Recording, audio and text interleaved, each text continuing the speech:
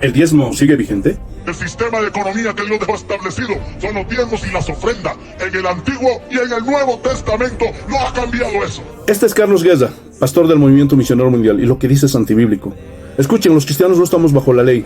Alguien dirá, pero Abraham y Jacob diezmaron antes de la ley. Pero estos ejemplos no son mandamientos del Señor. Ellos diezmaron una sola vez en su vida y fue en agradecimiento. Pero no era algo que hicieran de una manera constante, ni nunca les dijeron a sus hijos que diezmaran. Ahora, los diezmos eran para los levitas y sacerdotes, y no hay sacerdotes ni levitas en el Nuevo Testamento. Y cuando Jesús menciona el diezmo, es para recordar a los judíos que debían diezmar en el templo de Jerusalén, y no así a los cristianos gentiles. Por eso hoy día los judíos no diezman, porque no hay templo, y el diezmo nunca fue dinero, siempre fue alimento. Los apóstoles nunca ordenaron diezmar a los cristianos, sino a ofrendar. ¿Y cómo se sostiene la iglesia? Por las ofrendas voluntarias de los cristianos, 2 Corintios 9:7. Cada uno dé como propuso en su corazón, no con tristeza ni por necesidad, porque Dios ama al dador alegre. Yo no cobro por predicar. I don't charge to preach, okay? Ni cobro por cantar, I don't ni charge por to adorar, sing, to ni por worship, tocar el piano. to touch the piano. ¿Sabe por qué? You know why? El que me corta la grama me cobra porque hace un servicio. Because the one that cuts the grass El que gives me the repara la service. luz me cobra porque me está haciendo un servicio. The one that changes my light charges me because they give me a Pero el que service. canta y predica But the y one toca that preaches and sings no me está sirviendo a mí, le está is sirviendo not al rey. serving me, it's serving the king. ¿Y quién se atreve a cobrarle al rey? And who dares to charge Si the tu king? salud, If your health, tu salvación your salvation, y todo lo que tú and tienes everything you te have, lo ha entregado el the rey. king has given you. Me is Por okay. predicar no se cobra. For preaching you Por don't adorar charge. no se cobra.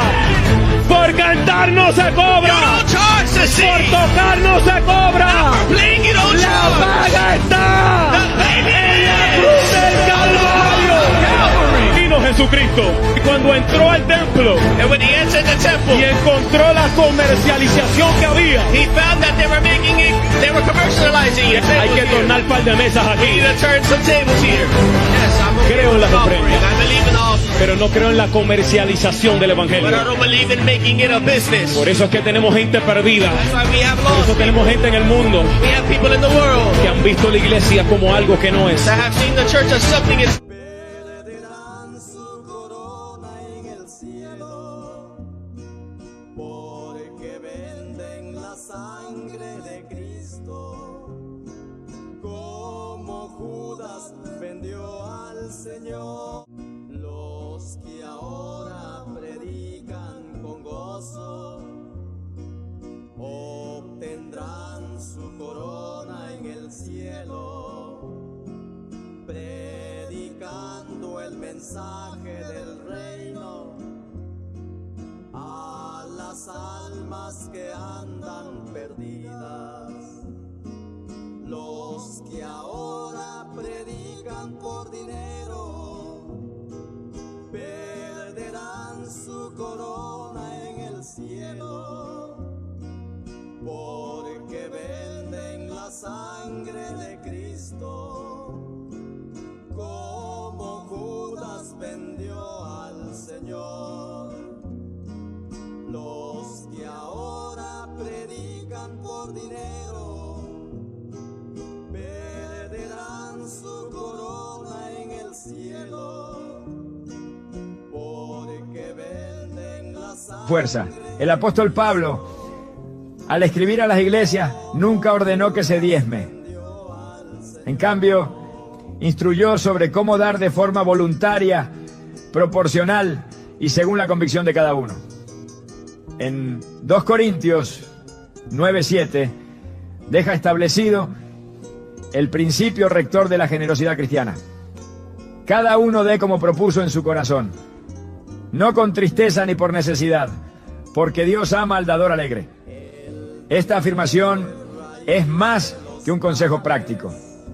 Es una declaración doctrinal que marca una línea divisoria entre la antigua manera de dar por obligación y la nueva manera de dar por revelación.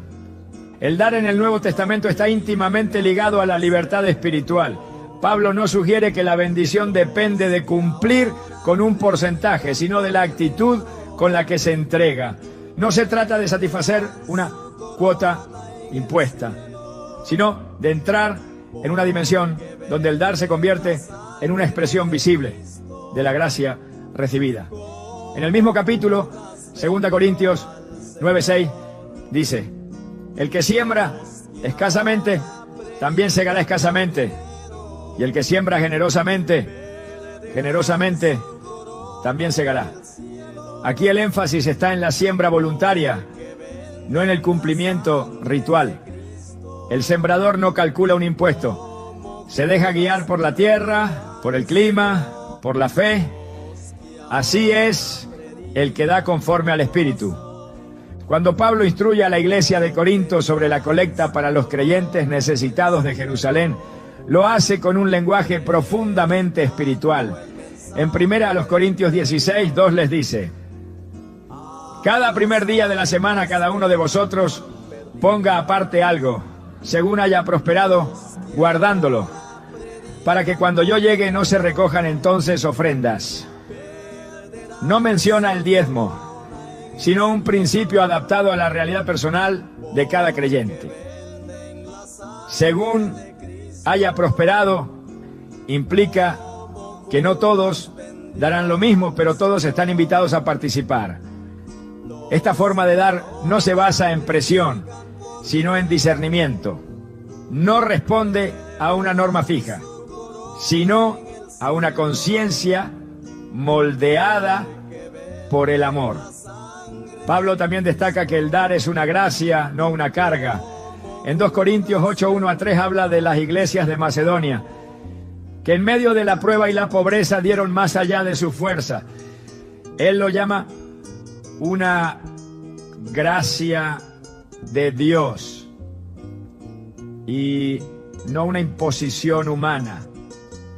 Lo que mueve a esos creyentes no es la obligación de un porcentaje, sino la revelación del privilegio de participar. En los creyentes, muchos pastores enseñan que si una persona no diezma, está robando a Dios y atrayendo maldiciones sobre su vida, pero realmente este versículo aplica a los cristianos hoy en día. El contexto de Malaquías es claro. Dios estaba reprendiendo a los sacerdotes y al pueblo de Israel porque habían dejado de cumplir la ley del Antiguo Testamento.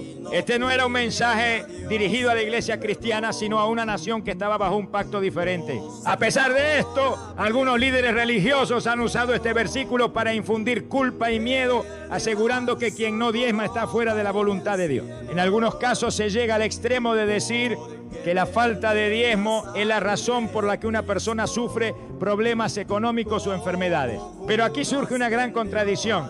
Si el diezmo realmente fuera un requisito inquebrantable para recibir la bendición de Dios, ¿por qué Jesús y los apóstoles nunca lo impusieron en la iglesia primitiva? 2. Promesas de prosperidad a cambio del diezmo. Otro método de manipulación que se ha extendido en muchas iglesias es la teología de la prosperidad, que enseña que dar dinero a la iglesia garantiza bendiciones financieras en esta vida. Frases como: si das tu diezmo fielmente, Dios te dará un auto nuevo o te sacará de tus deudas. O si siembras una ofrenda especial hoy, recibirás un milagro en los próximos días. Dios multiplicará tu diezmo al 100 por 1. Estas enseñanzas han llevado a miles de creyentes a diezmar no por convicción, sino por la expectativa de recibir una recompensa material. Sin embargo, Jesús nunca enseñó que el dinero fuera una condición para recibir bendiciones. La verdadera enseñanza bíblica es que Dios bendice a quienes confían en Él, no a quienes compran sus favores. 3. Líderes que se enriquecen con el diezmo. En algunos casos, la manipulación del diezmo ha llevado al abuso financiero dentro de las iglesias. Se han visto pastores multimillonarios con aviones privados, mansiones de lujo y un estilo de vida extravagante, mientras muchos de sus fieles luchan económicamente. Esto no es lo que la Biblia enseña sobre la generosidad. En el Nuevo Testamento, el propósito de las ofrendas no era enriquecer a los líderes, sino cubrir las necesidades de la comunidad. En Hechos 4:34 y 35 se describe cómo los creyentes compartían sus bienes para que nadie tuviera necesidad. No había entre ellos ningún necesitado, porque todos los que poseían heredades o casas las vendían y traían el precio de lo vendido y lo ponían a los pies de los apóstoles y se repartía cada uno según su necesidad. Aquí vemos que el dinero se utilizaba para ayudar a los necesitados, no para crear imperios religiosos personales. 4. La presión psicológica y el control espiritual. Más allá del dinero, algunos líderes utilizan el diezmo como una herramienta de control espiritual. En algunas congregaciones se enseña que los que no diezman no pueden ser líderes ni servir en la iglesia. Los que no diezman no son considerados cristianos maduros. Dios no escucha las oraciones de quienes no diezman. Estos métodos generan culpa y miedo, haciendo que muchas personas den su dinero, no por amor, sino por temor a ser rechazadas por la iglesia o por Dios. Pero esto está muy lejos del mensaje de Jesús, quien enseñó que el amor y la gracia de Dios no dependen de contribuciones monetarias. Conclusión: la diferencia entre fe y manipulación. El problema no es el acto de dar, sino la manera en que se impone el diezmo como una obligación, bajo manipulación. En el Antiguo Testamento, el diezmo era una ley para Israel, no para la iglesia. En el Nuevo Testamento, el principio es dar con alegría, no por imposición. Dios no necesita dinero, pero sí nos llama a ser generosos de corazón. Las iglesias deben administrar con transparencia sin explotar la fe de las personas. Aquí surge una pregunta final. Si el diezmo no es una obligación en el Nuevo Testamento, ¿cómo debería dar un cristiano? Este es el tema del siguiente punto. ¿Cuál debe ser la actitud correcta ante el dinero en la iglesia? Hemos recorrido un largo camino desde la ley mosaica hasta la enseñanza de Jesús y la iglesia primitiva. El diezmo, que en el Antiguo Testamento era un mandato exclusivo para Israel, no aparece como una obligación en el Nuevo Testamento. En cambio, se nos presenta un principio mucho más profundo: la generosidad voluntaria y el amor desinteresado. Pero esto nos lleva a una pregunta esencial. Si el diezmo no es un requisito para los cristianos, entonces ¿cómo debe ser nuestra actitud hacia el dinero y las ofrendas dentro de la iglesia? Para responder esto, debemos considerar 3 principios clave extraídos de la enseñanza de Jesús y los apóstoles. 1. Dar con libertad, no por obligación. Uno de los textos más poderosos del Nuevo Testamento sobre las ofrendas es 2 de Corintios 9:7. Cada uno dé como propuso en su corazón, no con tristeza ni por necesidad, porque Dios ama al dador alegre. Aquí hay 3 verdades fundamentales sobre la actitud correcta al dar. No debe ser forzado. Cada uno de como propuso en su corazón. No debe causar tristeza ni resentimiento. No con tristeza. No debe ser una obligación impuesta ni por necesidad. En otras palabras, dar es un acto de amor y gratitud, no una cuota obligatoria. La gran diferencia entre el diezmo del Antiguo Testamento y la ofrenda del Nuevo Testamento es esta. Uno era un impuesto religioso, el otro un acto de amor voluntario. Entonces, en la iglesia de hoy, nadie debería sentirse obligado a dar un porcentaje fijo, sino que cada persona debe decidir en su corazón cuánto puede y quiere dar. 2. La generosidad como estilo de vida. El mensaje de Jesús nunca se trató de números ni de porcentajes, sino de una transformación completa del corazón. En Lucas 6:38, Jesús dijo: dad y se os dará, medida buena, apretada, remecida y rebosando, darán en vuestro regazo, porque con la misma medida con que medís, os volverán a medir. Este principio no se trata de una promesa de riqueza instantánea, sino de una ley espiritual de generosidad. El que da con un corazón sincero, sin esperar nada a cambio, será bendecido de muchas maneras. Pablo también reforzó esta idea cuando enseñó a la iglesia en Hechos 20:35. Más bienaventurado es dar que recibir.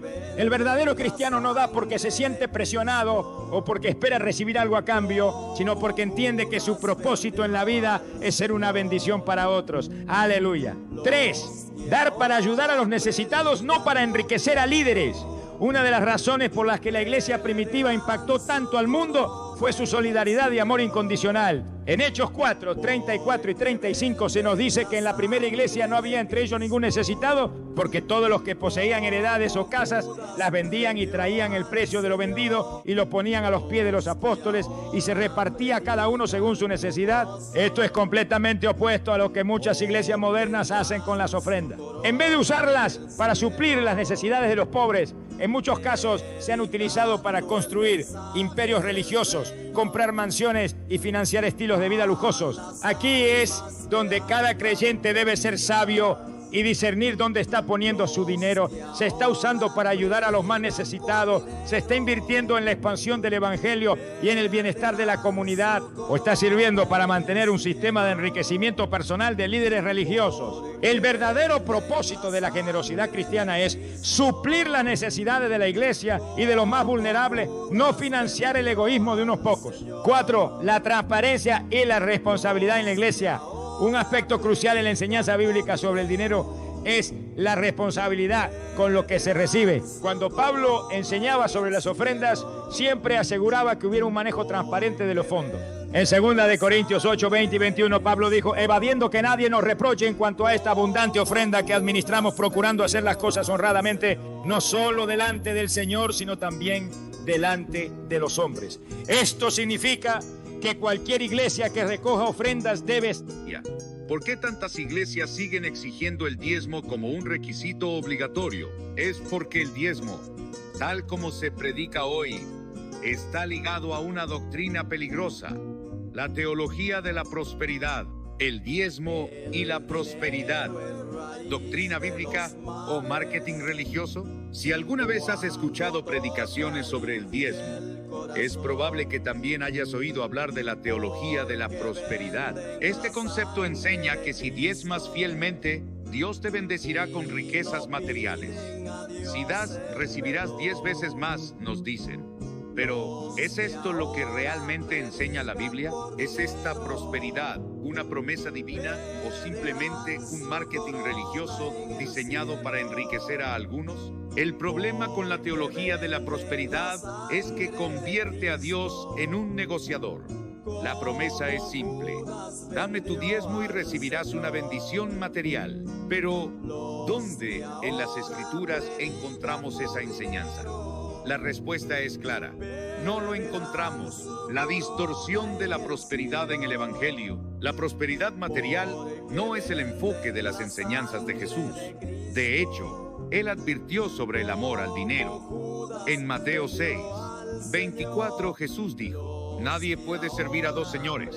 O aborrecerá al uno y amará al otro, o estimará al uno y menospreciará al otro. No podéis servir a Dios y a las riquezas. Jesús nunca prometió riqueza material a sus seguidores. Él enseñó que la verdadera prosperidad se encuentra en la relación con Dios, en la paz que Él da y en la abundancia de vida espiritual, no en la abundancia de bienes materiales. Pablo, en su carta a Timoteo, nos alerta sobre el peligro de la codicia.